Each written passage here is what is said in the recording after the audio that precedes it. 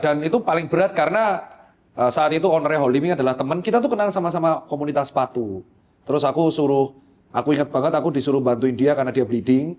Terus aku suruh membuat protokoler gimana caranya kafe itu aman. Ya. Jauh sebelum saat itu DKI sampai itu buat protokoler. Dia udah visioner. Aku ngasih nih protokolernya kayak gini aja, dibuat besi, kita hitungin. Adminnya ngepost, waktu aku dirujak se-Indonesia. Dan itu pertama kali sepanjang sejarah aku pernah dirujak. Dan aku nggak tahu cara mendefendnya seperti apa. Jadi ternyata kejadian itu yang membuat aku agak berubah. Wow, dirujak tuh kayak gini. Dirujak kedua tuh karena soal karantina wilayah. Yang tiba-tiba lockdown dan aku bersuara soal lockdown.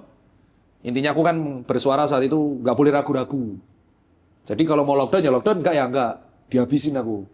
Dari situlah aku paham bahwa ya memang tidak semua apa yang di otak harus diutarakan. Jadi 2 pelajaranku terjadi karena kesalahanku. Itu udah dapet. Tapi aku masih uncontrol kan. Barulah ketika ketemu hobi, aku ketemu orang-orang yang nggak ada follower. Itu titik aku menjadi kecil lagi.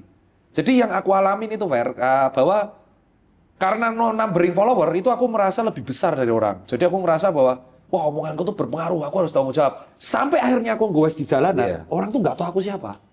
Orang tuh taunya ya, kamu ada goes di jalanan, aku nggak tahu kamu siapa. Jadi dia, aku nggak ngerti mas kamu sopo, tapi tak bantu di Purwokerto. Terus di Tegal juga ngomong hal yang sama. Jadi sampai aku tuh sepanjang jalan, oh ternyata di medsos ini chamber ya. Jadi echo chamber itu adalah media sosial semua.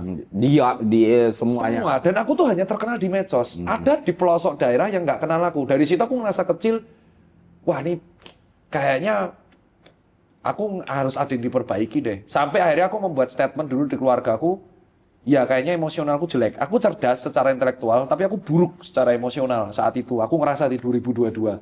Dan akhirnya teman-temanku sama keluarga aku tuh bilang, lampiasin aja di olahraga. Ya udah, tak lampiasin di olahraga bisa-bisaan. Sampai akhirnya bisa kemana-mana gitu kan. Nah, barulah ada threads. Disitulah titik. Jadi kalau katanya quote yang ngajarin mentor, ketika kamu sudah merasa emosional stabil dan finansial stabil, itu akan ada muncul ujian berat banget yang kecil. Kebosanan tuh. Bukan, titik jelekmu itu dipancing untuk muncul lagi. Oh.